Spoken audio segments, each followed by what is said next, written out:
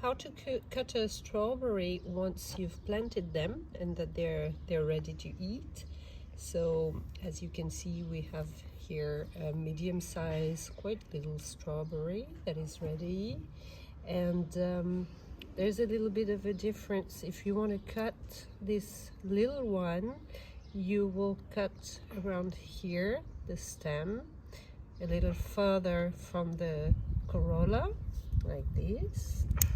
Okay, and let's go here and take this big one there. So for the big ones, better cut shorter here near the corolla for the big ones. The advice is to cut the strawberries when it's in the morning. It's better because they have the night, they stay fresh.